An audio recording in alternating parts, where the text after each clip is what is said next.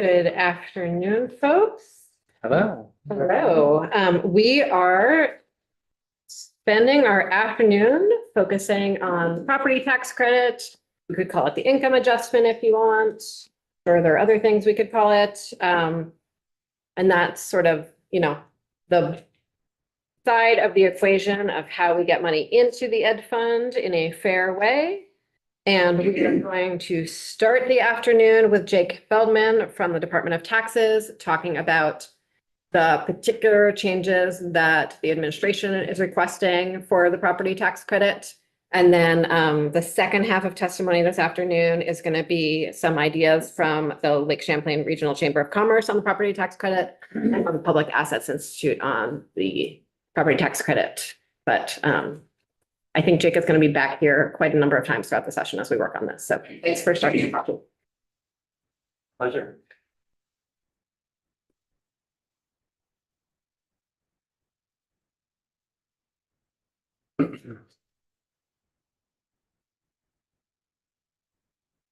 Jake Feldman, Tax Department. And there should just help me out with this a second ago. I think I can make it work.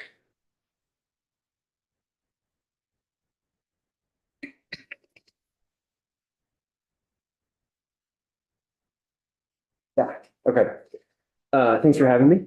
I was here a couple weeks ago, not here, I was at home a couple weeks ago. I was quite sick. And good to be here in person very much. And talking about the administration's property tax credit proposal. And it's a little blocked on my screen, but I think your screen is probably better. And there's also some documents, it might be under Commissioner Bolio's name, that says property tax credit proposal, if you wanna. It's under yours. Oh, it's under mine. Oh, thank you. No problem. So over the summer, we were asked to do a study. It was ostensibly about including an asset declaration as part of the property tax credit claim. But it also had this sentence, shall recommend administrative and policy improvements. And we did. So there's a little bit about asset declaration, but there's a lot about how the current property tax credit works. People call it income sensitivity, and an idea for making it work much better. So I really encourage you to check out that report. I'm going to cover some of the things today, but it's described much better, and there's a lot of supporting material in that report. It's not a hard read. It's only, I don't know, not that long. And that was part of the sort of list of reports that we sent out the first week. Yeah, and I have it linked in your PDF. That's on your committee page documents. So what we're proposing basically is a transition of the education portion of the credit system to be reconfigured as a homestead exemption that's tiered based on income. So if you're lower income, you would have a larger percentage of your property exempted. We are recommending it as part of the overall package of changes that would start with FY28. We're getting ready right now at the tax department to process people's FY26 credit claims. So that's, July of 2025. So there would be this year and one more year of regular property tax credits, and then this would start July 1st, 2027. So I want to say here that in designing this structure, I looked at a few different years, and the goal was to try to minimize winners and losers as much as possible. It's a sensitive time to be changing people's education tax liabilities. So in starting this off, that was the goal, is to try to keep people's liabilities the same as best we could. But that being said, it's not a perfect fit, and you're going to see why later on in the presentation. There is a movement in benefit from higher value properties to lower value properties that we're going to talk about. But This is a starting place. And I think I'm probably gonna be back quite a bit this session to talk about this more. I want to build a consensus model with JFO and have everything very fine tuned so we can be on the same page. You'll notice on the household income cutoffs in this proposal, they're the same as some major cutoffs in the current system, if you're familiar with it. The current system for households up to 47,000 has one way of distributing the benefit, which we're going to talk about a bit. That's called like the circuit breaker. That's the oldest part of the current system. For 47 to 90,000, there's a little bit of a different format in the current structure, and then above 90,000, it's even different. So that's why those household income thresholds are what they are, because they're mirroring the current system in an effort to try to minimize winners and losers. Jake, I was surprised you stuck with household income. Yeah, so again, like a potential phase two of this is to improve the definition of household income. Household income is kind of everything under the sun right now. It's a really hard form for people to fill out. It's very hard for the tax department to administer. As a potential phase two, we might simplify the household income definition.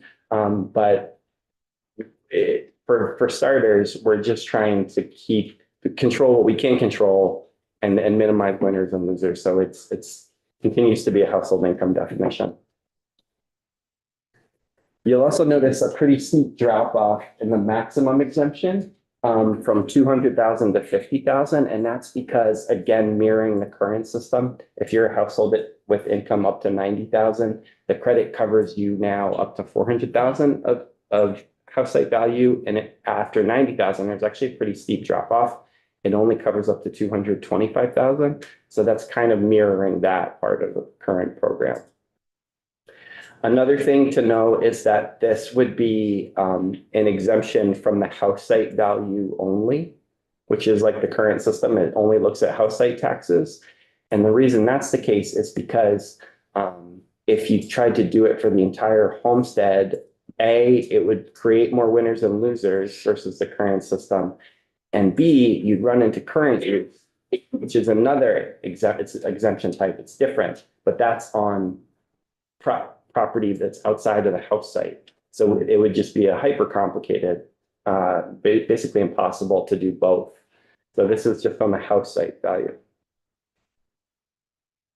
So given that you've mirrored almost everything else from the current system, why change anything? Why change what? Why change anything? Why change anything? Yeah.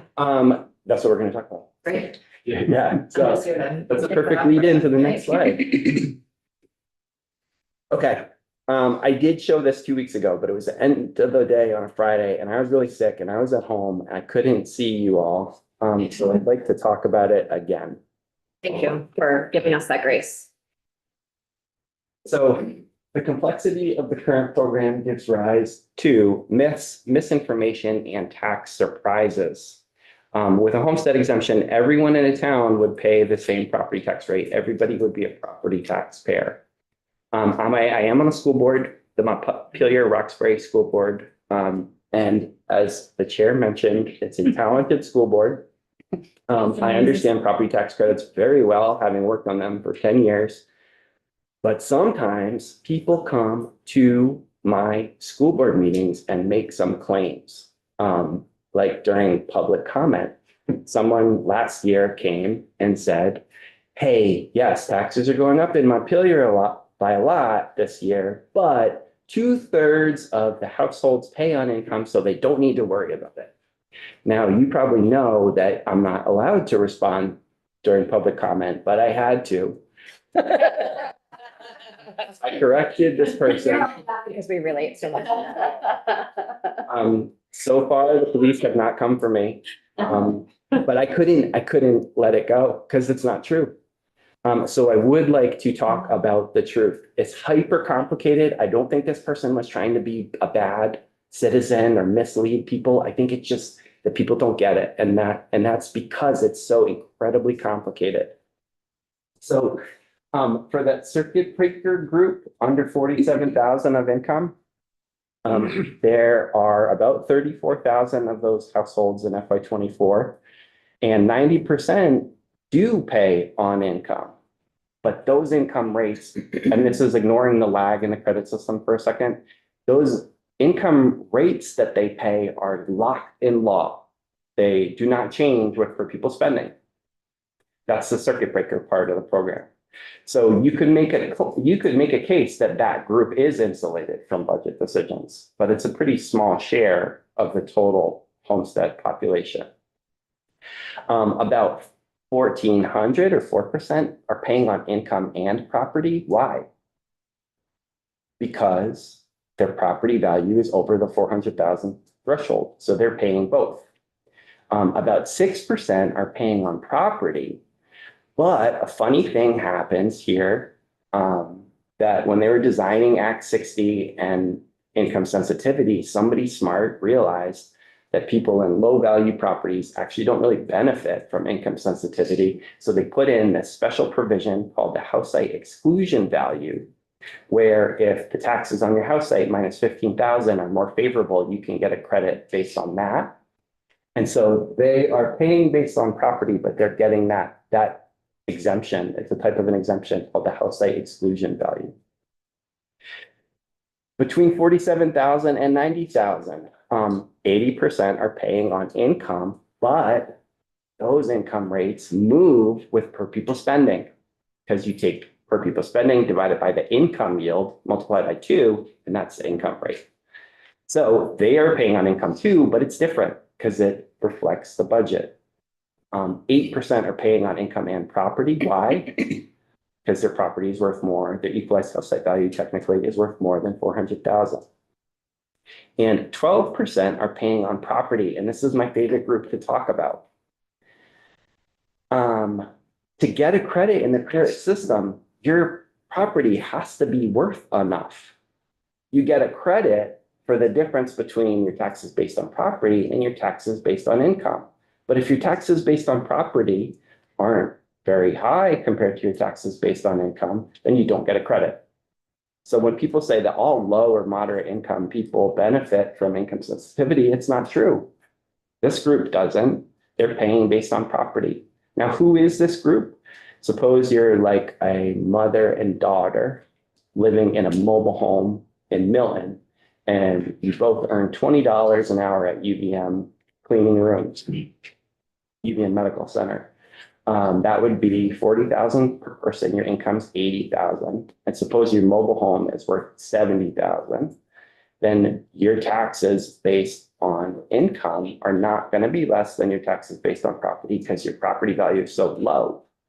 So you don't get a credit. And there's a very large group. That's 12% of the 50,000 households between 47 and 90. So that's something to keep in mind.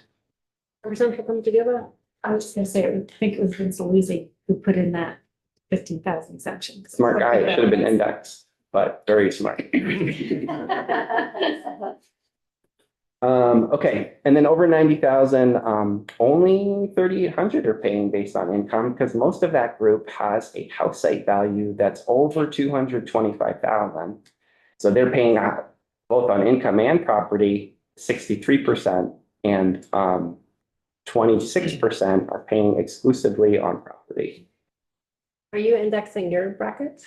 That would be an improvement, yeah. I don't know if we have that in there, but that should happen. And then in this year, FY '24, the cutoff was 128,000. Just so you guys know, the place where income sensitivity ends, the upper income limit is not in law. It's a mathy thing that tax and JFO come to consensus on, figure it out. It's like where two lines meet. In FY '26, credits that we're getting ready to send out, you may get some questions about this. The upper income limit is going down to 115,000. So, and it's just a function of the math. Under a homestead exemption, you could control that. It wouldn't be a function of where two lines meet. So in all homesteads, about 43%, you could make the claim that they pay on income, but remember, it's different depending on what their income is, and 15% are paying hybrid, and 42% are paying on property. So there's the truth of it. I'm glad that we had to do that study this summer because I was always curious about this, and I finally got to break it down. Okay, so Jake, before you go on, so there's always been, I mean, I think when I did the breakdown of the numbers a few years ago, it was like 130,000 households out of 170, and it worked out to about 66% or whatever. So that number seems to be living, but your numbers add up to about 58%, right? 43 and 15 for those households who are paying either only on income or income and property. okay, so within the group who get a credit, you also have to add the 6%. They're getting a credit, but it's based on the house site exclusion value, which is a type of exemption. So you would need to add them.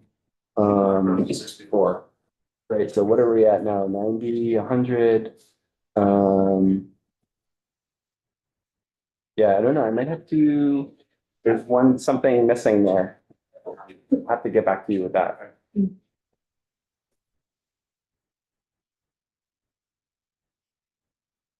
Sorry. Jean, go ahead. Right. I know there's people around the room know that 47,000 has been around since Act 60. Written. And it's an odd number, and I appreciate that you don't want to change things into a cocked hat this year by changing things that maybe don't need to be changed, but I just point out as we go forward that 47 is odd. I mean, it could be 50 or something, and it's nothing that we need to do right now. I don't think it's going to affect where you're going. I'm just pointing out that it's an odd number. We could adjust it. I mean, Act 60 was a long time ago. Yeah, I think that's a great idea. We worked on renter credit reform, much smaller Sure. scale a few years ago, but first the tax department came in with an idea and the Ways and Means had ideas and kind of went back and forth to structure it. So I think this could be similar. The 47, like, it is a really weird number. Maybe when in the first year of this, you would advance it to 50 and then you'd set it to grow with inflation and also round it to the nearest 500 or. There's certainly a group of people that would benefit considerably if we bump that up somewhere. Mhm. Yes. So you followed the existing brackets for the most part, but we could look at a way that we would actually be sort of smoothing a curve or having something like that. The reduced cliffs, like there are cliffs on what I'm showing here, because they're cliffs on the current system, it's all policy choices. And following up on Charlie's question, the number of folks who are falling within the income sensitized tax rates or getting some relief, has the percentage of property taxpayers been going down in that category over the last few years? Do you know? Yeah, I think it has been going down a little bit. Yeah. Because the upper income threshold is coming in. It used to be like 140 something thousand, and now it's down to 115. So yeah, And then there's also the property values are going up and the property values are going up, which is causing more people to pay a hybrid bill, like they pay based on income and property. And I think part of the challenge that we're gonna have to wrestle is that, I mean, the median household income in 1990 was around 23,000, but this is hitting a very different distribution than it was when it was first put in place. So with a homestead exemption, it would be very easy for a school board to show what different households in their district would pay based on a budget amount. Right now, it's basically impossible. They say and I know this because I try to help many of them with this, but they say, we can tell you your gross taxes, what we think they'll be, but as far as the income credit, we don't know. Maybe go use the tax department's calculator or something. Once in a while, a really super savvy district will try to incorporate the credit, and I give them A++. But they're forgetting about the lag. So they're applying the credit that will go out in the following year to the year that it's earned, and that's just not how it works. So yeah, you can say that, and it's wonderful that you can do that math, but that's not how the credit's going to be applied. So your number is not going to be right. So with a homestead exemption, it would be incredibly easy to generate a table for different income and house site value combinations. It would look something like this. I think I was using a tax rate of $1.50. Very easy to do in Excel. And then if people vote, on some decision, they can make an informed choice. Like, okay, it looks like my taxes are going to go up $160. The school wants to put in this new gym. Like, do I want to make that choice? And then when they get their bill, it's not like, oh, the state has done something crazy or whatever. It's like, I made a choice and here's what it is. There are other advantages of a homestead exemption. There's a lag in the current system. With a homestead exemption, it would be sensitive to rate changes in the coming property tax year. Yeah. I'm sorry. Do you have any idea, and this might not be a question for you, I'm just putting the question to the universe, I guess. What percentage of property taxpayers vote in their school board elections? And it's, In their school elections, in their school budget elections. I know town meeting participation, last time we looked at it was around like 20%. Yeah. Good point. And so I think we had a conversation this morning about sort of calling out assumptions and tensions. I think sometimes we go down this path because we're the kind of people who would sit in this room of assuming that if we make the system transparent enough, then people will feel like they're actually consenting to their property taxes or choosing that tax rate, when in fact, the majority of people are not actually attentive to the budget vote at all because they're just living their lives, right? And I don't think we can fix that in the property tax policy. I just think it's like worth noting for the context of the. I'll come back on Friday with a proposal for fixing democracy. Thank you. Like I said, it was a question for you. Takes until Friday? Talk about that in this committee. No, we are not. Speaking of democracy, last year, the General Assembly was aware of the lag in the credit system, and they were aware of the increase in property taxes. So to try to help the population who gets an income-based credit, they applied a 13% across the board bump to it to try to be in step with the property tax increase because of this lag. It wasn't a perfect solution. I understand why it happened because there's lots of variation around the state. So the 13%, wasn't perfect, but that's because there's a lag because credits are based on the prior year. But an exemption would not be. An exemption would get the value of it would change as rates change. And most importantly, if a town reappraises and somebody's property jumps from 100 to 300, which has been happening a lot, the exemption would move with it. So that is another reason. I can't fix the lag in the income part of the credit system because when people file in the spring, nobody really knows what their household income for the year is going to be. So that's still there, but the property part is fixed. You're going to see in a second that this exemption would be more beneficial to people in lower value homes, which are usually smaller homes, and towns with lower property values, where perhaps they have more of a struggle passing school budgets. And that's because in the current system, and I didn't really talk about this at the beginning, but the current system, the more property value you have, the bigger your credit is. And if you are a low property value, you're getting no state assistance or limited state assistance. So this is a change. It's a shift that you'll see. What do you see as the pros and cons of that shift? I think there's a really strong fairness argument. I mean, the major pro is the transparency piece. But, there's a strong fairness argument. Like someone in a $500,000 house where the mortgage is paid, they are in possession of a $500,000 asset, which is not something that a lot of Vermonters have. So they are wealthy. So this would make it more progressive with respect to property wealth. I mean, if you look at each tax type, like we obviously have the income tax, which is hyper progressive with respect to income. But in the sales tax, like, there's a reason that we exempt medicine and food, and with housing, we might consider exempting like some portion of everyone's property value, whether they have a lot of property value or a little.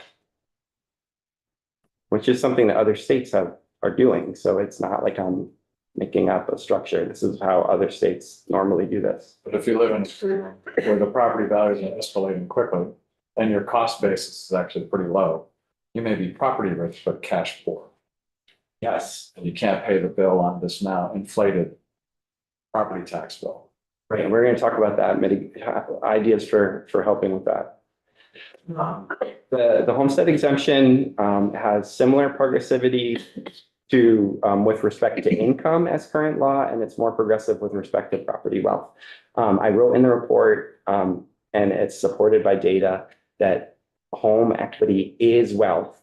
When the census talks about wealth, the main two things are home equity and retirement accounts. Those are neck and neck. And then all the other things are pretty small. There's a table that I linked in the report, but that is wealth. Under an exemption, it would make it impossible to pay zero or negative for education tax, which does happen now because of the lag. It would become, and towns actually have to pay money to some property owners when that happens. This is a big one. In the current system, you have the property tax credit is thought of as like the seller's property from the prior year that they kind of earned. And so that means when they sell their house, then the buyer has to compensate them for it, unless they agree otherwise. But they usually agree that that's what's going to happen. And that means that the buyer might have to come up with an extra $8,000 at closing, which can be tough for a new home buyer. I went through this exact situation a little while ago. Homestead exemption is really easy to understand. It's very common in other states. What Vermont does is not common. In fact, Vermont is the only one who does it. Other states have circuit breakers that they distribute as like income tax refunds. But homestead exemptions are really common and they're easy to understand. And sometimes people actually call what we do a homestead exemption, but it's not. It's an income-based credit. But we're proposing that it would be a homestead exemption. Okay, so a couple example households that illustrate why the benefit would change. And then we'll talk about how to potentially mitigate tax increases. So the picket fence house, I found on the internet and I properly licensed it. It was like, public, anyway, it's a legitimate photo, not somebody in private property. Your integrity is up. It's a pretty house. Yeah, nice landscaping. So anyway, you'd imagine that it's worth 400,000. And the income of the household inside is 50,000. The taxes based on property would be 6,065. But they get a $4,580 income-based credit. And that would be applied in FY26 because of the lag, but I'm sort of imagining it on the year it was earned. And so they pay 1,485 net. The little house, single level on the right with the blue shutters, is maybe in a different area, and the value is 100,000. Taxes based on property would be 1,516. They get a very small income-based credit, and they pay the same in net education taxes.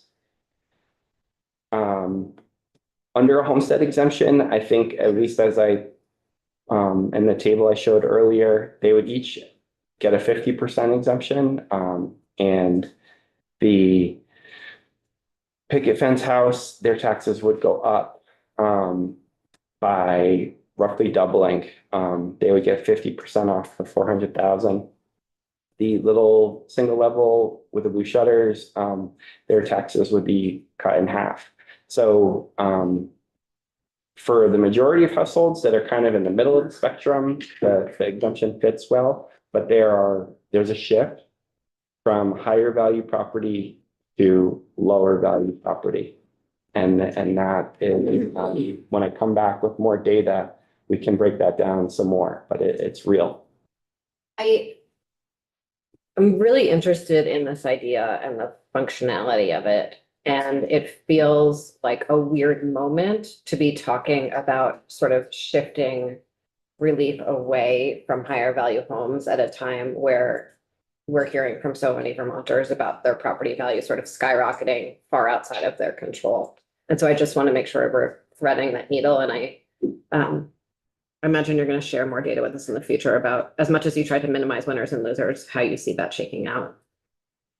Yeah, I mean, that's the case. It's a sensitive time, and also when you have something that's been, historically on the books since 1997, people get to believe that this is the fair, distribution of the state benefit. And so to say that maybe something else is fair, raises eyebrows. And so we're definitely sensitive to that. One thing I would say is that property values are increasing rapidly in Vermont, and part of that is because of the housing shortage. If the current system really incentivizes you to hold on to your family home after retirement, it's totally unique in that regard. There's no other state that's close. California, if you're a property tax nerd, has something called Proposition 13, where your property value keeps inching up at 2% a year. And people say that creates all kinds of externalities, and it's not fair. But in Vermont, you can, your kids have left the house, you and your spouse can retire and pay a fraction of what you did when you were working. That's super unique. So that encourages people to hold on to their homes. And that in turn prevents homes from becoming available to families who would occupy them and build wealth there. And because of that shortage, that creates a further escalation in prices. There's a shortage of family homes. So all of these things are intertwined, is what I'm trying to say. So there's some considerations. There are options for mitigating tax increases. This is the premier option. Education finance changes that happened at the same time and lowered everyone's property taxes. That would be ideal. Then not only would the picket fence house tax increase be kind of mitigated, but also the other house Do you would. have a sense of when that would happen? No, I'm not kidding. Yeah, well, it's FY 28 is the first year of the foundation formula, and In the proposal? yeah, and then in terms of savings, I would think you should ask Commissioner Bolio or Secretary Saunders.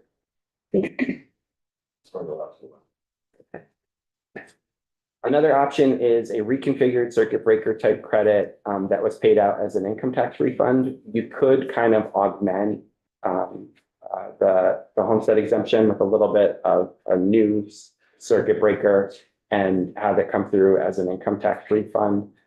It's another common format in other states. This would keep it off of the bill, preserve that school board table I showed where it's shows how much you're paying in the coming year.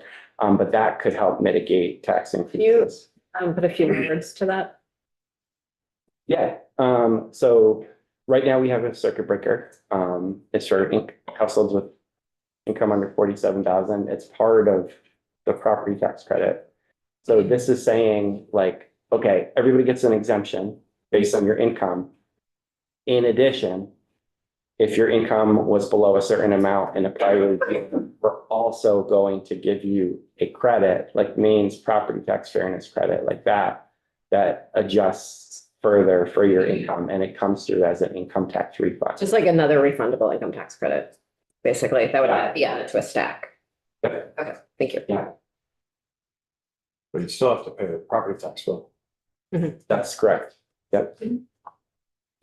Didn't work like this long ago and people were not seeing the connection between the income tax break and the property tax. Didn't see that this was property tax relief. We asked that that be combined so that they could see, no, you're actually paying less. I think in the early days of Act 60, yeah. And then they started applying it to the bill. So this is not quite the same as that, because every household will be getting, every income eligible household will be getting an exemption. So that's where the bulk of your benefit is. This would just be a little bit to try to correct for a population of households that you want to mitigate the tax increase. Deferral programs, not talked about in Vermont, but super common in other states. 30 other states have them. This reflects the situation that you were just talking about, where a household is, cash poor but house rich. So how do you address that? 30 states have chosen to do these deferrals, where it says like, all right, you can choose to defer some amount of your property taxes until you transfer the property. Maine has one. Maine, they have good ideas, similar demographically to us. We like to steal their ideas. Minnesota, great ideas, most progressive state in the country, according to ITEF. They have a deferral program. We like to steal ideas from them. So a deferral is an option. I would say that deferrals are not popular because you have to charge interest on the back taxes because of basic inflation. And you have to put a lien on the property to ensure that you collect the taxes. So people don't like those things. So that utilization tends to be not that high. I can imagine a scenario where the deferred taxes winds up being more than the value of the house, Oh, reverse one. like a reverse mortgage, like an underwater reverse mortgage. And I'm curious to learn more about how they avoid that happening in Maine or Minnesota. I do know that so there's a lot of variety in how states structure these things. A lot of times they're only for seniors. A lot of times you have to be a homestead for 5 years before you start deferring. And a lot of times there's a limit on how much you can defer. So if you could only defer $2,000 a year and you do that for 20 years, that would be 40,000 plus interest. And, that probably is not going to put you underwater with your property, with the value of your property. But we can look into that. Representative. Thank you. I was wondering, is there any state that gives an option of doing one thing or the other? I'm not sure. There's a really complicated world of property tax relief. The Lincoln Institute of Land has data on it. It still can be hard to sort through. But I would check that out. There's some. We sent out some reports yesterday, actually, in preparation for today from Lincoln Oh, nice. Institute, and they have a nice webinar as well. Oh, good. Yeah. Very smart, nonpartisan property tax think tank. And I think that's my last slide. Oh, my goodness. 5 minutes to spare. So well done. Thank you. Other questions for Jake? I would love the next time we sit down and talk about this all, be able to see sort of mapped differences and a little bit. I know that you've been working on that. It's actually an incredibly hard thing to model. I know. Because I have to take the credit applied in the following year and superimpose it back on the year it was earned. That's different. That's the way tax and JFO think about credits, but it's different than the way taxpayers experience that. Taxpayer experience is oh, there's just this income base. There's just this. I don't know where it comes from. So if you look at it as taxpayer experience, you get different results.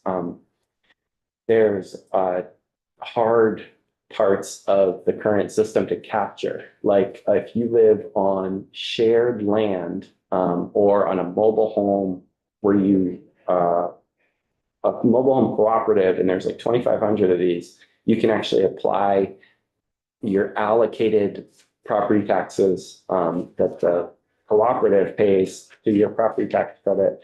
And so, that has to be handled. So anyway, it's super hard to model. So that's why I want to get more in touch with JFO on building a consensus model that we can tinker with. I did that initial run, but it needs refinement.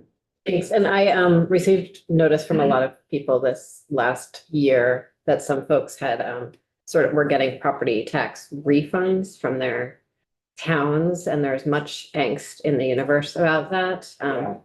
Yeah, Yes, and angst in the tax department too. I imagine so, It's- yes. It's because, so with Act 127, you have this the change in pupil counts, change in per pupil spending, a lot of variation around the state, and you have the 13% credit layered on top. So we had much more of these situations where property owners were owed money by their towns than usual, like maybe more than 1,000, whereas usually it's just low hundreds. So yeah, that happened a lot. And then also reappraisal, we had a huge amount of angst about like people telling us like, why, I thought we paid based on income and my house just went on, the $300,000 from 100, and we have to explain the lag. So yeah, lots of angst. And yeah. And we have the Office of the Taxpayer Advocate coming in, what's today? Mhm. Today, who got a lot of that pointed at him. So we'll hear from him. Yeah, go ahead. I think you said that home equity was considered the same as IRAs. What was your? When you look at wealth, on not the top 1% the top 1% has a little bit more exotic forms of wealth, but the next 99%, home equity and retirement accounts are neck and neck for the top components of wealth. Like both are about 31% of wealth. And that's just to calculate wealth, not to use it for anything. I mean, again, I would think those retirement issues you could liquidate rather quickly, where equity in your home, you may have an issue, especially if things go south with the market, I mean. Yeah. That's true. I mean, with home equity, reverse mortgages are increasingly popular. People don't like those either. But that's a way to draw down on the wealth of your home. Thanks so much. Really appreciate your My time. pleasure. Thanks for all your good work. Thanks for having me in. Thank you for coming. Your examples are like top notch. Yeah. Pictures are good. Oh, yeah. Pictures are good, but also the detail that you give to the scenario humans and their lives are also very. Are good too. Yeah. Chair, did you say there's going to be another opportunity to see some changes in this presentation, just to get us really comfortable with it? Yeah. I think Julia and Jake are talking about ways to sort of model this out a little bit further so we can understand impacts better. Really use that. Yeah, absolutely. Yeah. No, we have lots of work to do on this. No one's voting next week on it. Next up, we have Austin Davis from the Lake Champlain Regional Chamber of Commerce, who has done some work on property tax credits this summer. Share it up. Is it on our website too?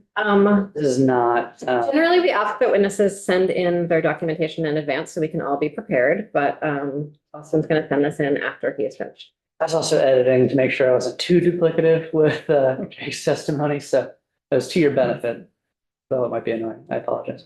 For the record, Austin Davis, Director of Government Affairs for the Lake Champlain Chamber. It's great to sit down with you all this year, the new committee. And that's, there we go. Just a quick overview of the Lake Champlain Chamber, because I know not everyone might be familiar with it, but we have 5 main tenants that we operate off of, and those are seen through our programming, Talent BTV, which hosts some of our recruitment, relocation and resume services, as well as our Burlington Young Professionals Network, Launch VT, which is a business accelerator that at this point has actually put through about 90 businesses and is contributing millions to in Vermont tax base, and is now, these businesses are all now employing hundreds of Vermonters, with the idea being that we will scale these businesses to be anchor employers that will support their community and create spinoffs. We also have a destination marketing organization called Hello Burlington, which focuses on the greater Burlington area, with the premise that, you know, when folks come to Burlington, they go to Bolton or they go to Shelburne Vineyards, they're not realizing that they're not in Burlington. To them, they're like, Burlington is a great vineyard right inside the city. It's like, well, that's Shelburne, but they don't really care about those distinctions. So Hello Burlington's the moniker. It's about the visitor economy, which also includes bringing in conferences and events in the shoulder seasons to kind of fill rooms and generally just create spillover. But also it's Hello Burlington, and we don't use the term tourism at all really with this organization, because it's about visitors. It's about getting folks for work events, trying to convert those folks to be residents or investors in the region, things like that. We also have Leadership Champlain and a recent addition, Advanced Champlain, which is a year-long intensive leadership development program. Some of your colleagues in this legislature are actually alumni of that program, and one of your former speakers is as well, actually. So, but the Lake Champlain Chamber is doing all this work in the northwest portion of Vermont. Actually, if we do ever condense down to 5 school districts by the governor's plan, that's not an endorsement, but it'll be really easy because I'll just say the Champlain Valley School District is my region. I saw that map and I was like, oh, that's convenient. So that's us in a nutshell. And so you might say, you know, why is someone from the chamber here to talk to me about property tax credits today? And well, you know, folks probably know from the campaign trail that folks were rather riled up about property taxes in the last year. And one thing about being a chamber of commerce is we have a very diverse membership. We've got about 1,000 members in many different categories of employment. And all of those folks are long-term professionals with deep ties to their community, who also in their free time serve on school boards or are former legislators or you know, have any kind of nexus, many different nexuses to the school system. So we reached out to folks and we pulled some folks together in the summer and fall to talk about some of the work that has been done, follow some of the work done in the commission, the future of public education, and put forward some of our own solutions, which are currently in a draft working doc. We've been waiting to kind of respond a little bit more to some of the administration's proposals, but we're looking to finish up. Property tax credits are one of 4 items that we want to address more long-term. We also have short-term solutions we're putting forward, you know, most prominently around, you know, allowable growth rates and the like, which I'd be happy to come back anytime and talk to you folks about. But this is one of the things that we kind of pulled out of this process. And this is complicated, but we're talking about education, property tax here. It's very complicated. And so we have these gold colored primary drivers of, you know, the primary causes of a lot of things. And, you know, they lead into these green secondary, which then spin into these gray tertiary. And what we want to see advancement on for the good of our education system is adapting in these gold areas. And I'm going to touch a little bit about that, but really I'm going to focus mostly on the property tax credit today, which is one of these green elements, and how it affects our housing. So plainly put, a lack of housing is at the root of all of our problems here in this state. We have a fun game where, you know, you can just talk about anything with a chamber member, and it'll take probably about at most 90 seconds before it gets back to housing. It's just always how it goes. And, you know, it's not a surprise. We have the housing needs assessment, which has highlighted our huge deficits. We know we have unhealthy vacancy rates in our rental market, quick turnover in our owner occupied market, And then we've not been creating housing at a rate that we need to. We also have aging demographics, which means that we're seeing lower workforce participation, smaller age band for workforce. And we know that's going to only get worse to the point where, we'll have, 30% of the population by 2040 being over 65. And this is going to have massive tax implications.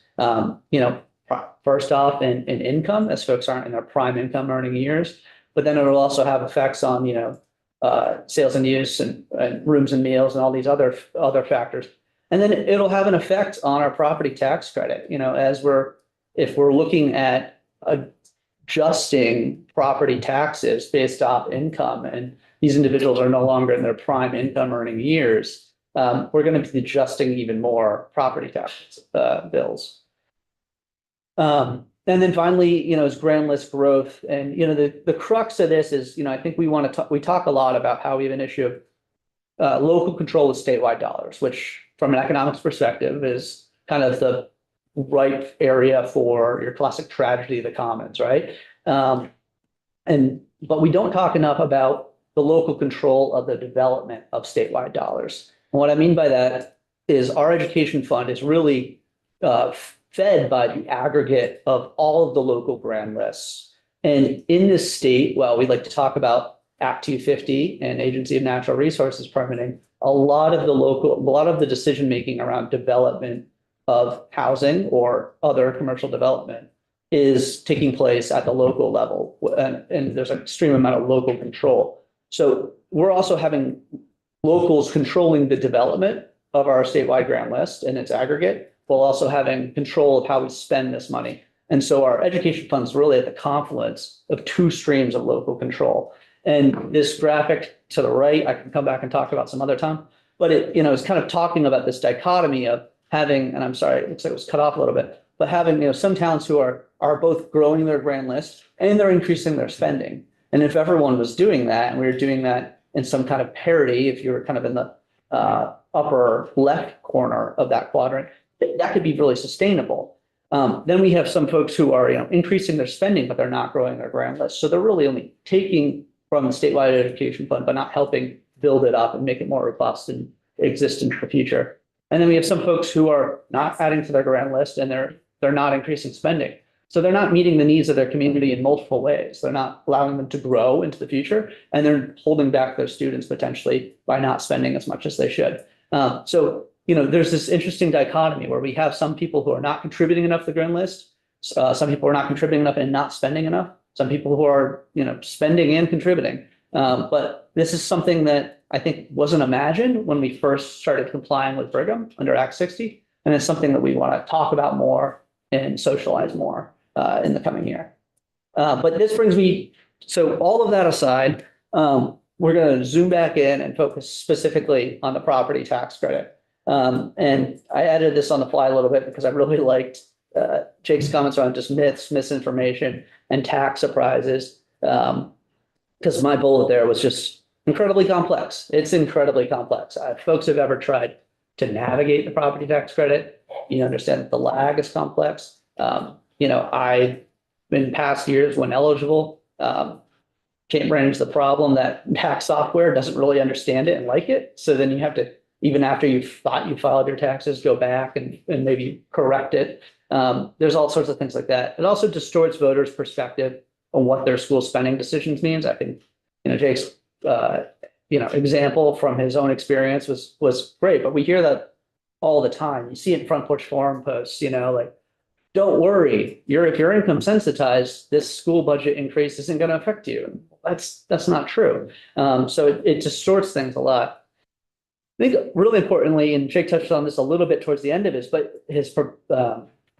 presentation, but it does create barriers to entry for first-time home buyers, young families, and those trying to get the first rung on the housing ladder. And that's in a couple ways, but mostly it's about the property tax credit creating golden handcuffs, if you will, and protecting incumbency. But it also means that generally, and this is a couple more bullets down, the amount of money that you need to be making as a household to qualify for a mortgage in this day and age actually disqualifies you from getting the property tax credit.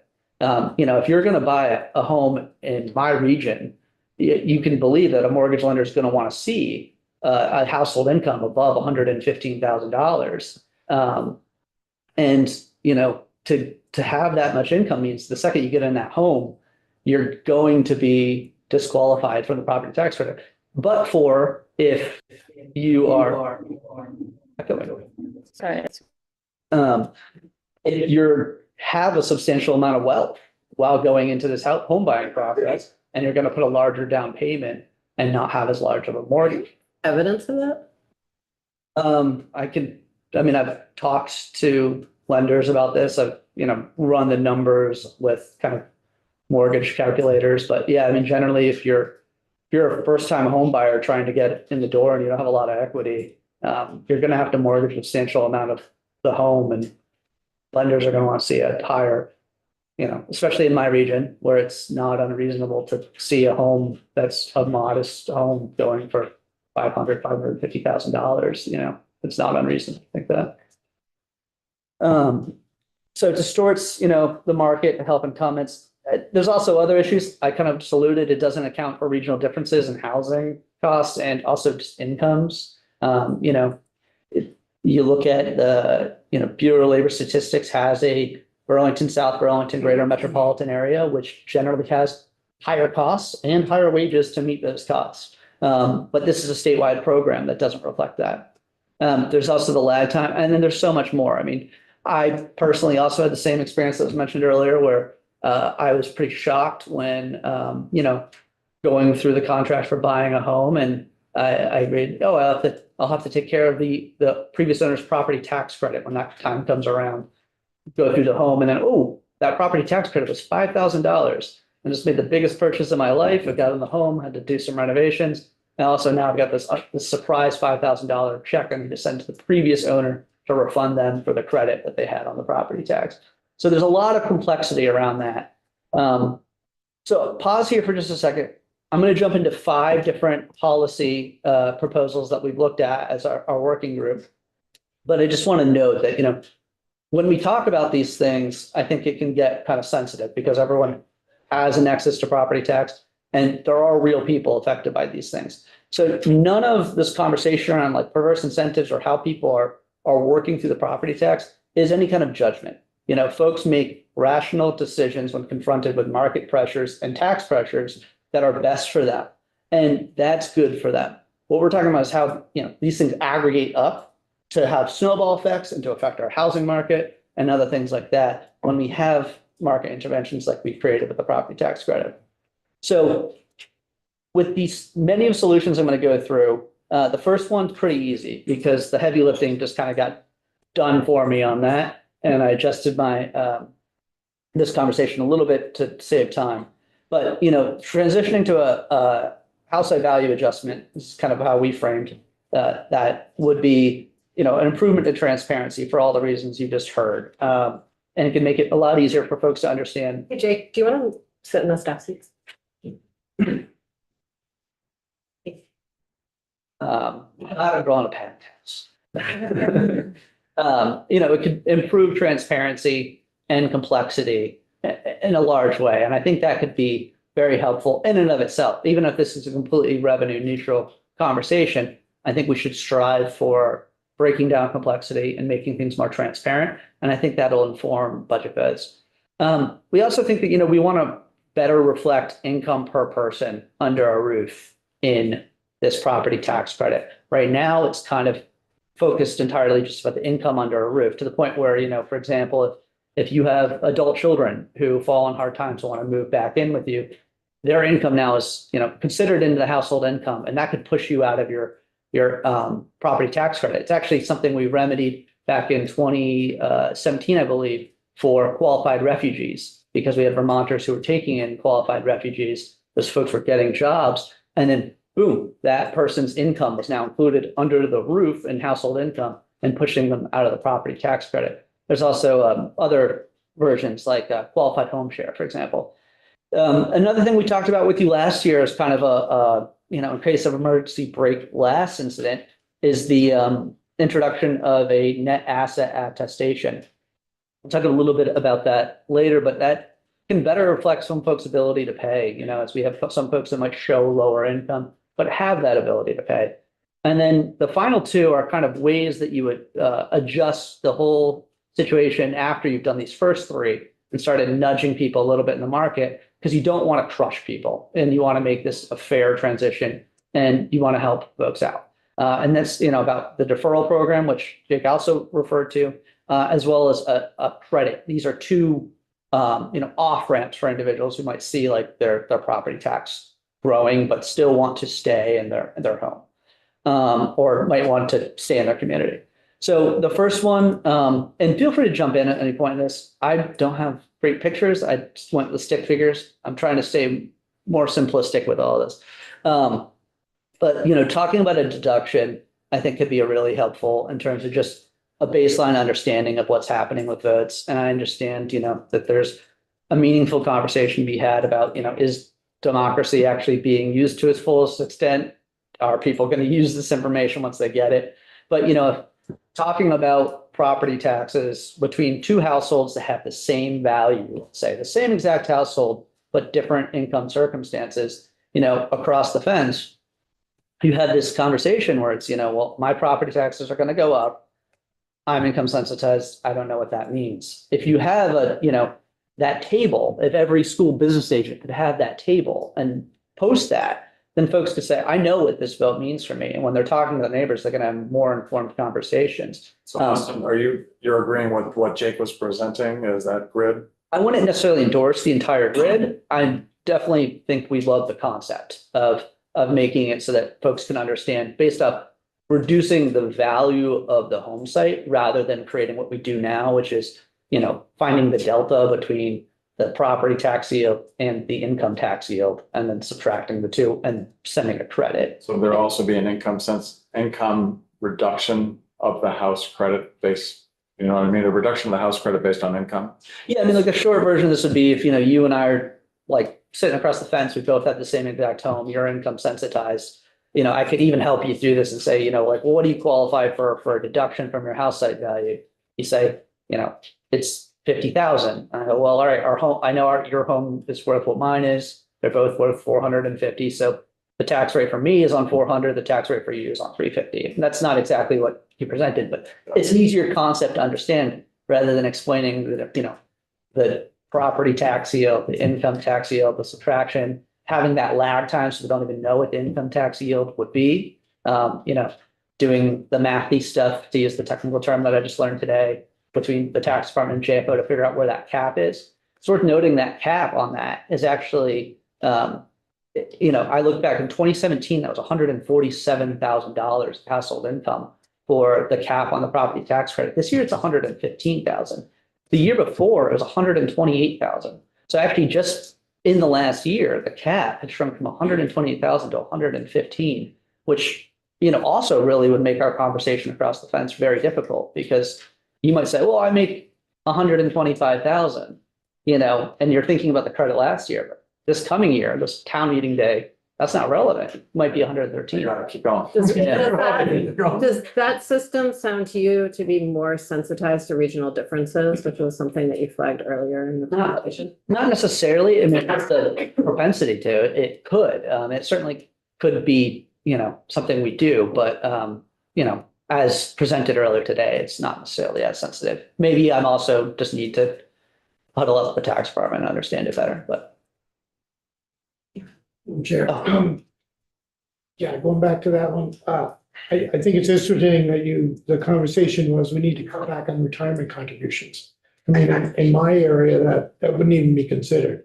It should be a big question mark there. Yeah. And again, whether it's 20% in my homeowner's insurance policy, 15% in my auto insurance, you know, the list goes on. Yeah. That's what's really getting people. Agreed. Yeah, I think I just threw retirement contributions in there as, you know, that's something for a lot of Vermonters. That's the first to go off the side of the boat when they feel like they're taking on water. And we'd hope that folks are making retirement contributions because, you know, we want everyone to have retirement with dignity in the state. We worked with the treasurer 2 years ago on the SAVE program and it's things like that. And that's something we want to see every employee state have access to. Thank you. Next is, a conversation around income per person in a household. Alluded to this earlier.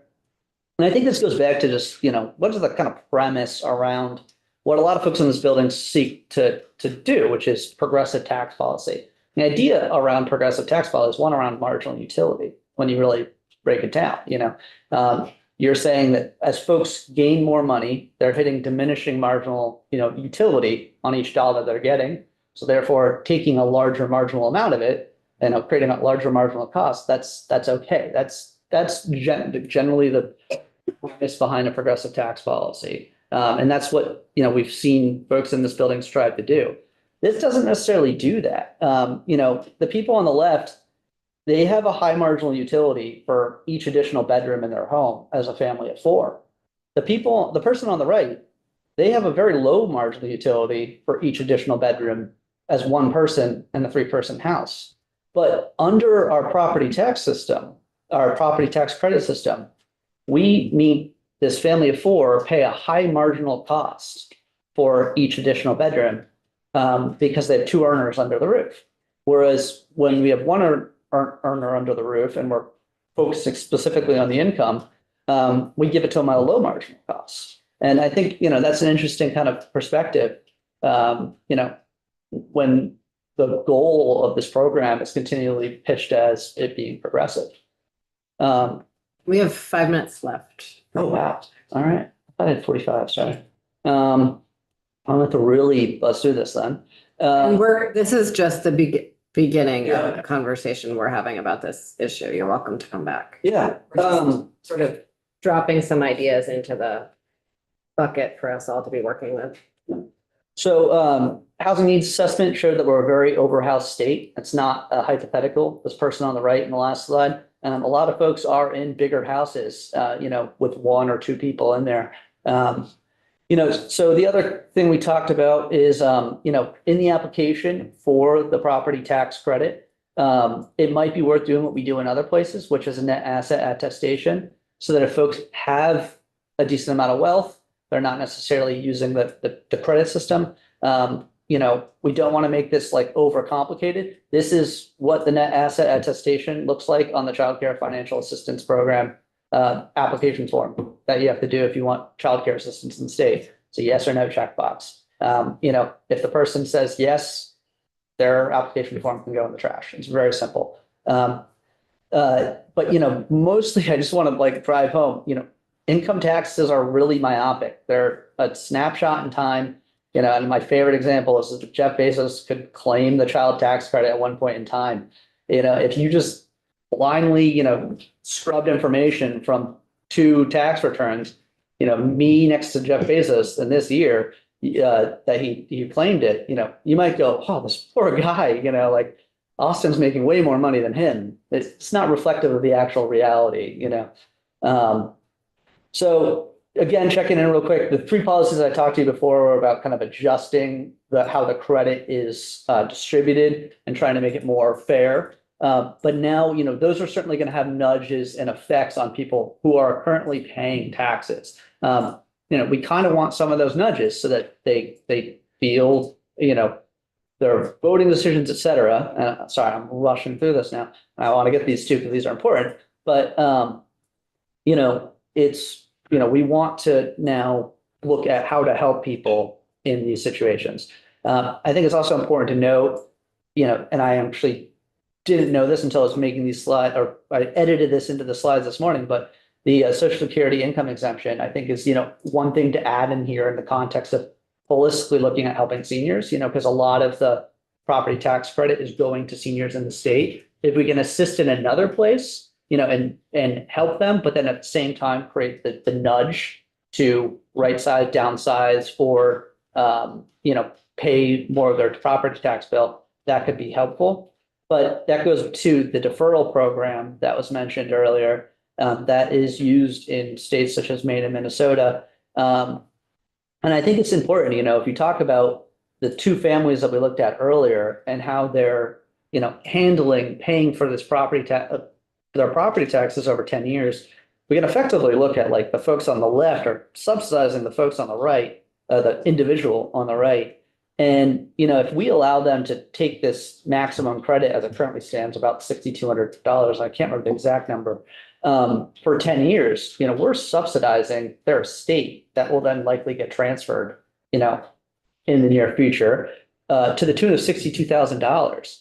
So if these folks on our left are like first generation home buyers who are just happy to get in a home and they're scraping and saving and trying every day to pay their property tax bill and their mortgage because they have this vision of, you know, owning a home like no one else in their family's ever done and having it for their, you know, their children. Meanwhile, they're subsidizing the person next door who is maybe in a home that's been passed on generation to generation. They're subsidizing them to the tune of $62,000. I would say that no one would necessarily call that progressive. And so a deferral could be a more fair option and could allow folks to, you know, have an option to tap into the equity. This is helpful for, as was mentioned, you know, the asset rich, cash poor individuals potentially, or just folks who don't want to move their estate around too much. And then finally, the last one would be, you know, some folks are to some extent trapped in larger homes, you know, as single individuals. They're empty nesters, they're widows or widowers. And, you know, they're in a situation where they've got golden handcuffs, whether that be an interest rate, whether that be a paid off mortgage, to some extent it could be the property tax credit too. And it could just be the dynamics of the market where they, you know, they know like I have this valuable home. There's not much in the downsize category that really makes sense. Why would I sell my $500,000 home to go get a, you know, $300,000 condo? You know, there might be benefits in many ways, operation and maintenance, all these things, but it's a hard decision. So you can sweeten that potentially by converting the PTC for these individuals to a seller's credit and allowing them to take it to their next dwelling, you know, which might make their tax bill either, you know, significantly decreased or eliminated entirely for a phased out period. And, you know, we don't have a ton of specifics on this because we do a lot of other things as a chamber. This is just the concept that we own. But the idea would be you'd want this to be to some extent revenue neutral, because as I said, you know, when these folks who are in the smaller house are trying to, you know, get into this larger house and they would get more marginal utility out of it, they're also going to come and they're going to pay the full tax bill. So, you know, you can kind of balance this out. And what we want is more churn in the housing market. We want to have a situation where, you know, any given moment in a real estate agent's office in Vermont, there's an older Vermonter coming in and saying, I want to downsize, and a young family coming in and says, we need a bigger place. And they, you know, effectively are swapping. And if we can help that with a tax credit, you know, that could actually be something that could be a good market intervention that could undo some of the bad of the old market intervention. So rush through that way quicker than I want. I'd love to talk to you more. You know, we have, like I said, more ideas around addressing, you know, property tax in the state outside of the property tax credit, as well as how we're budgeting, which I'm more than happy to come back. But do we have time for one or two questions, Madam Chair? No, we don't, but I would love for you to come back another time. Thank you. Thank you. Thanks, Alice. Thanks. Will you be sending us that, from, Yes. okay, Marsha will post it later today. thank you. Beth, you want to join us? Thank you.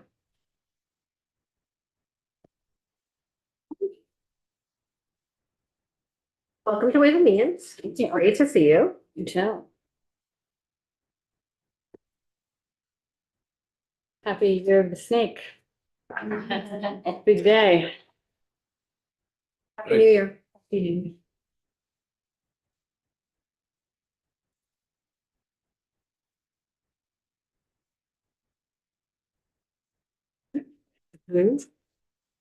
Hi, everyone. Thanks for having me today. I am Steph Yu, the Executive Director of the Public Assets Institute. And for those of you who aren't familiar with us, we've worked to improve the well-being of Vermonters through state fiscal and tax policy. And we've been working on education funding for over 20 years because it's the biggest thing. Public education is the biggest thing that the state does, and it's the most visible tax that Vermonters pay. So I want to start by kind of defining what we see as the most pressing problems in the education funding system, and then sort of raise some questions about other concerns that we've been hearing. And I will say, sort of what you've been listening to today, we agree with a lot of it, believe it or not. We might have a slightly different solution in mind. But I think we definitely agree with sort of what's been raised, which is the complexity, the confusion, the unfairness, the disconnect between what's going on with your tax bill and what's going on with your school budgets, right? So I think, I think we're all in agreement about that being a challenge, about that being a big challenge for Vermonters and confusing to interact with. But our main focus has always been on how we pay for schools. And we see two major problems with how we pay for schools now, with the current distribution of how we pay for schools. The first is that low and middle income Vermonters are paying more of their income in school taxes than the highest income Vermonters. And the second is that many moderate and middle income Vermonters are facing these tax cliffs. I think they've been referenced a little bit today. That cause these big tax jumps from one year to the next. And that's regardless of whether school spending goes up in their district or not, right? That happens no matter what if they cross these thresholds. So changes in how much we spend don't fix either of those problems. Vermonters support public schools and they want property tax relief. Both of those things can be true at the same time, right? We don't necessarily want cuts or school consolidation forced on communities, but we also don't want to keep a system where low and middle income Vermonters are subsidizing higher income taxpayers. And our plan, our proposal would address these concerns for Vermonters right away this year. So in our mind, the problem is the property tax part of the school funding system, right? It's causing these tax bills to spike, and it accounts for a lot of that disconnect that voters see between what they vote on town meeting day and then what happens to their tax bill. So we believe that we can provide immediate and permanent property tax relief now by essentially restoring and strengthening income sensitivity and then ultimately moving to income-based school taxes. So the first problem is this: low and middle income Vermonters are paying more in school taxes than high income Vermonters. And I know you've been talking a lot about what's the best measure of ability to pay, and we'll touch on that a little bit more. But this is the shape of the curve now, right? So on the low end, they're paying around 0.5% of their income in school taxes, while low and middle income Vermonters are paying 4, 5, 6 times as much of their income in school taxes. And this is data from 2017 because it's not something that the tax department provides every year or that JFO can do every year. But it's probably worse now because of changes in the thresholds, changes in property values. So just keep that in mind. Is that reflecting the credits applied? Right, so that's reflecting what the effective tax rate is, effective average tax rate by income level. So the second problem is this problem of what we're calling the tax cliffs, which is essentially that income sensitivity isn't working like it used to. We have these thresholds built into the system that cause these bills to spike, again, even when spending doesn't change. So you've been hearing this all day. A majority of, a lot of Vermont resident homeowners are paying all or some of their school taxes based on their household income, which is the best reflection of their ability to pay. But we have these limits on these income-based taxes, so a whole lot of taxpayers are paying both an income-based portion and a property-based portion. And the property taxes really kick in when homeowners' incomes or the home values pass these certain thresholds. These thresholds had not been raised or adjusted for inflation in years. In fact, the state lowered the property value thresholds in 2018 to capture more moderate income taxpayers. And because incomes and property values keep growing while these thresholds stay fixed, more and more Vermonters are hitting these cliffs. And again, accelerated now because of the way property values have grown since the pandemic. But so you can see we have that $47,000 threshold. That's a circuit breaker. It's been mentioned that hasn't changed in 40 years at least. And that capture income capture contribution at 2% of your income. But then at the median home price, right, which was about $340,000, the median sale price last year. So at a $350,000 home, a family that crosses that 90,000 income threshold, just $1 of income, they could see their property tax bill almost double.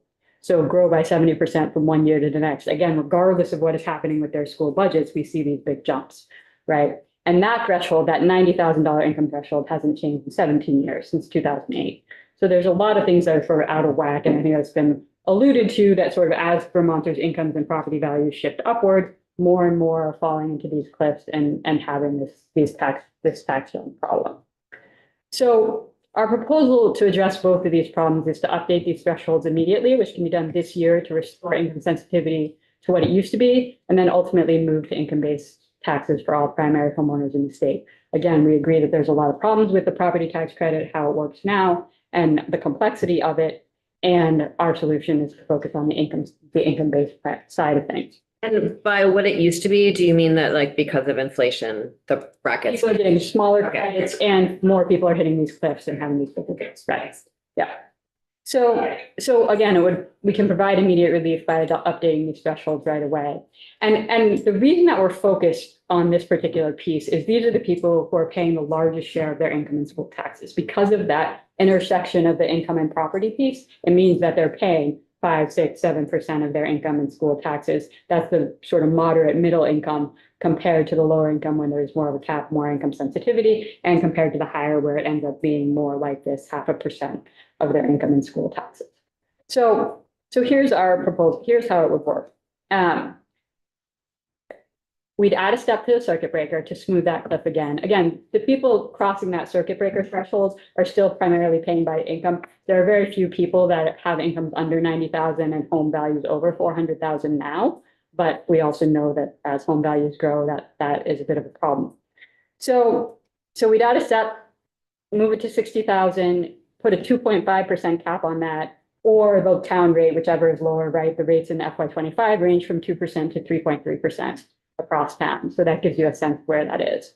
Then we'd update that $90,000 income threshold for inflation to about 130,000, and then the $400,000 cap on property value to 1 million.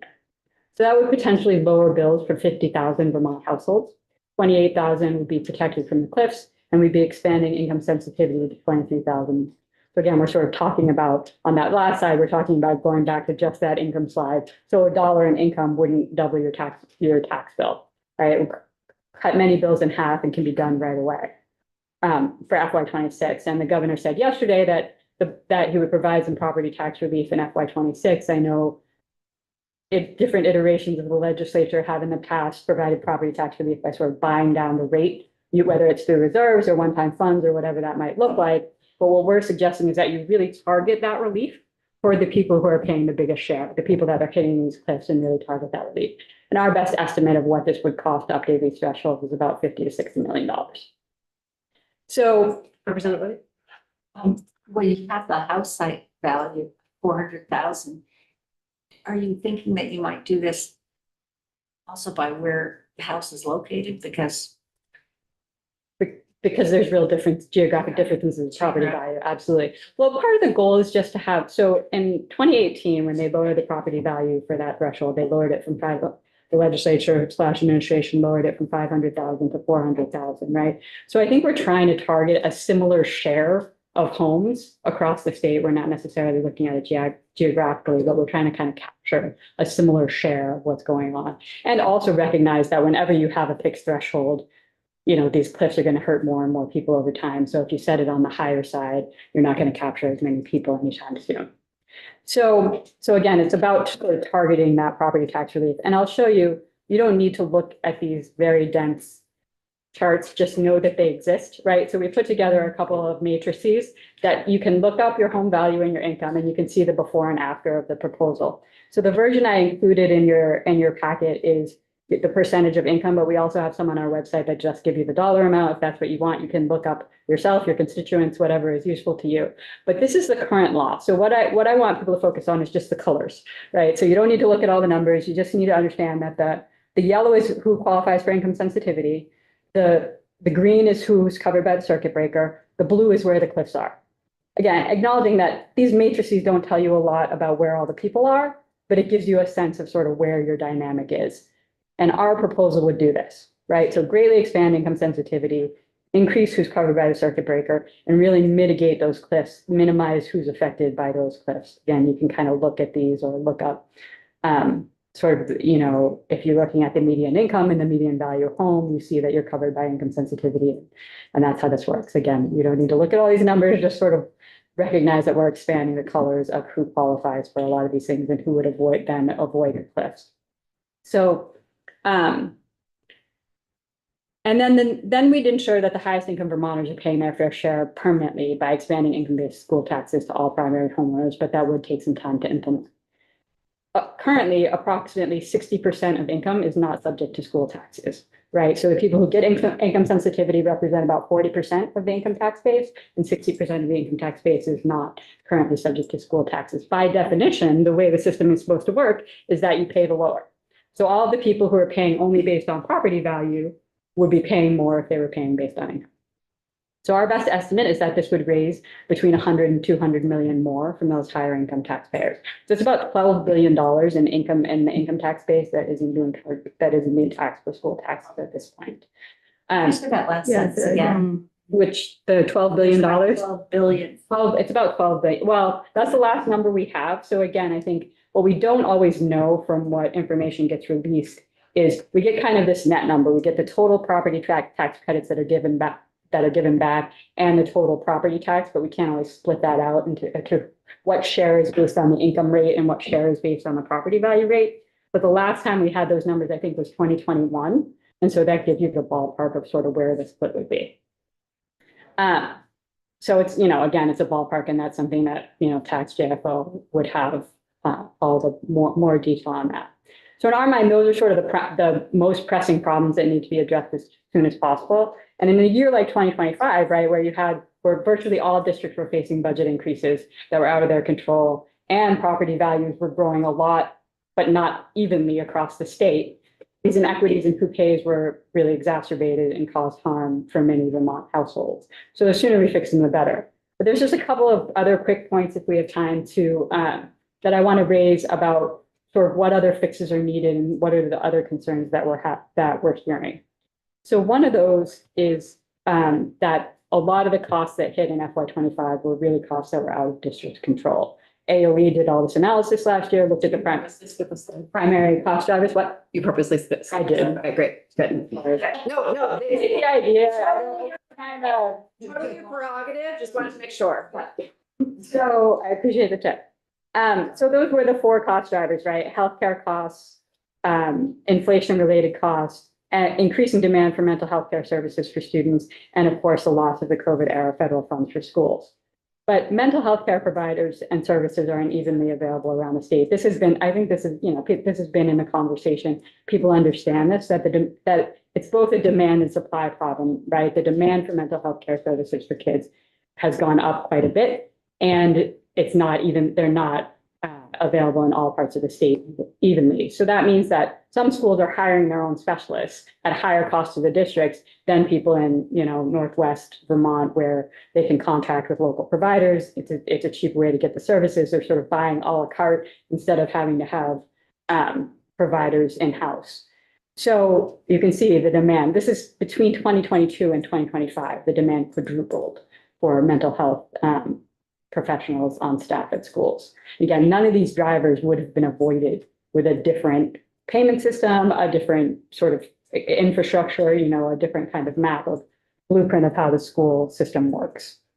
I would just say we should be a little careful with that, because there is new guidance out from the agency, which says the school districts have to treat them as bundled services, not bundled rates. Sure. So there is a huge risk here that they'll pull it all in the house and the state will lose the Medicaid match, just saying. Sure, and I get that. I think the point is just to demonstrate how uneven it is from district to district and the increasing demand, right? So those are the two things that I think are the main ways there, not necessarily that it belongs in the ed fund or this is the best way to do it, right? So then the next point is that even with these cost drivers, right, education spending has been flat for 20 years. So this is looking at education expenditures compared to the rest of the state budget, all adjusted for inflation, just keeping up with inflation on all fronts. So pretty flat for the state budget. You can see in the state appropriations this is all adjusted for inflation. When you include all funds, you do see the federal COVID increase in spending in that top line, but that education fund expenditures flat. And over that same period, we're seeing increasing income and wealth inequality, and our tax policy has been addressing that. And even per pupil spending, right, is growing less than 1% a year after adjusting for inflation. So just keeping up with inflation, education being a consistent share of the state's resources. I just want to personally thank you for inflation adjusting your numbers. This was one of my primary concerns with the Listen and Learn tone and the commission report. And if we aren't inflation adjusting, we really aren't looking at an accurate picture. So I want to personally thank you for doing that. especially over the last couple of years where it's been insane. I appreciate, and that's the point, right? When inflation is high, then it does drive up a lot of these costs. And I will say, we did this by any number of inflation indexes. We did GDP, we did personal income, we did the New England regional numbers, and it all looks the same. It all looks this flat. Could you put healthcare costs on that? next We time? haven't, we have a version of that that's a few years old where you really see, I mean, you all, some of you may remember the alligator mouth charts, but where it has that look. But it's really hard to get those healthcare numbers. I mean, we certainly know that that's an increasing problem, and that's a problem. We know that Vermont has the highest premiums on the exchange. We know that Vermont's healthcare costs grew the highest of any state in the last year. And also it's tough to kind of get an apples to apples there. But the next point I want to raise is that most students are falling into a narrow range of spending. 2/3 of students are in a pretty narrow range of per pupil spending. So the goal of Brigham was not to make sure that every district spent the same amount. The goal was to narrow the disparity between towns and to make sure that those disparities weren't driven by the wealth disparities from town to town, right? That wasn't the main dictator of what you spent in your town, while still providing districts with plenty of flexibility to make choices about their schools and to account for differences in what schools need. And that goal was achieved. We have less disparity from town to town than we had before 1997, and than many other states have. So in fact, we have this narrow band that most students are spending close to the average. This is FY25 numbers, and this is pure weighted pupil. So it's about, the average is about 13,000, and 2/3 of pupils are within 1,500 either direction of that. So between 11,500 and 14,500. So what we've achieved is that where a child lives matters much less here in Vermont. The disparity, again, narrow disparity than it was before and less tied to the wealth of the towns. States that spend less than us per pupil often do so by underfunding poorer districts and underpaying teachers, meaning that they're having these huge gaps between what wealthy towns spend and what poorer towns can spend. So our system did achieve this increase in equity, meaning that we're bringing poorer towns up to a more reasonable spending level. Again, without the goal of it all being the same, but to narrow the disparity and to make sure that the disparity wasn't wholly driven by the wealth of the individual towns. The other thing I think that's worth bringing up here is that districts are not high spenders or low spenders consistently.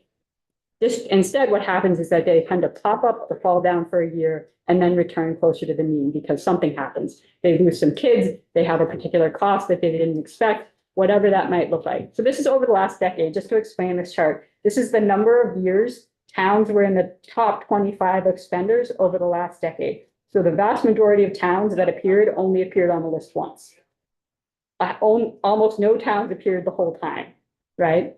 And what's interesting, so very few of them are even there for half the period, 5 years or more. And that's also true on the low end, right? That most towns are on the low end only one of the years, and it's not the same. So I think it gave me pause to kind of think about what are the problems we're trying to solve. If the problem we're trying to solve is that some districts are consistently spending too little, then we need to better define or maybe understand what we mean by too little and how we're measuring that. Because if we just look at the baseline spending, it's not the same towns year after year. It doesn't mean that there's not districts that are spending enough, but I think we're looking at outcomes and opportunities available to kids and not just that sort of bottom line spending number. And again, same is true at the high end. If our goal is that we're concerned about districts that are spending too much, then we need to better understand what causes some districts to pop up in a given year. Representative. When you were doing this data, were you accounting for the fact that some districts only have elementary students and some have only high school students? Yeah, so the way that we've always done this is town by town per pupil spending. So it is true that within a district, like there are some of these districts, some of these towns are in multi-town districts, but we're just looking at the per pupil for that town. You're that using the district. F-33 and walking it back to town origin? Yeah. So I think this doesn't mean that we don't need to evaluate school spending. In fact, I think we're saying that it makes it even more important to agree on what we want our education system to provide to kids and then really rebalancing the ed fund to reflect that. So, I think the goal is how are kids doing, what's working well, what's less well, direct our resources accordingly. But when we're only talking about school spending through the lens of the tax implications, I think we're missing sort of a larger purpose of public education. And so I think I just put in a plug for data. I put in a plug for better data, right? We want a lot of people involved in this conversation. We want educators, we want parents, we want stakeholders involved. And we've seen a lot of pretty big changes in education policy over the last decade, right? Act 46 was supposed to improve outcomes and save money through school consolidation. Act 173 was supposed to improve outcomes and save money by changing how we fund special education. Act 127 was supposed to improve outcomes by providing more money for kids in rated categories. That intent got muddled and confounded by a lot of other factors, including these cost drivers, recent cost drivers. But we really haven't had good evaluation of any of those policies, in part because we haven't necessarily given them a chance to work before adding for more changes into the mix. We have to be able to compare outcomes and spending before and after. And if we can't do that, then we don't know what's working. So, and we also would co-sign the need for what whoever said it earlier about knowing more about taxpayers' net worth. We are definitely not saying that income is a perfect way of knowing a taxpayer's full picture. It's just the best information we have, and we have the most information about income. And we know for sure we're letting high income taxpayers off the hook. So, but we definitely like the idea of better understanding the whole financial picture, because there are these big differences in what's happening. And it doesn't always, that any of those numbers is an imperfect measure of what a taxpayer's ability to pay is. So we really do want to understand wealth and how it's showing up in our state. So again, just to kind of wrap it up, this is the clearest problem that we see that needs to be solved, which is the inequity in who's paying school taxes. We want good schools and fair taxes. We think the best way to get to both of those things is to move to income-based taxes. Lower spending won't change that distribution. It won't change that middle-class taxpayers are paying the biggest share and hit these cliffs and see these big jumps. And none of these changes will prevent healthcare from costing more or slow down inflation. So I think that's the question is, what's happening now is that some Vermonters are hit much harder than others by how we're paying for schools. And that's the first thing to fix. Thank you. I want to know what's in the other 20 slides. And so we're going to have you back in. I have a lot extra just in case questions come up. We like to be prepared, but yes. Thank you very much for joining us. So we are back here after the floor to talk to the Office of the Taxpayer Advocate. Just as a public service announcement to the committee, a lot of our colleagues in the House do not know we have an Office of the Taxpayer Advocate. So if you even just wanted to talk to the person next to you on the floor before we start and say, hey, we're about to hear testimony from the Office of the Taxpayer Advocate. Did you know we have one? That would be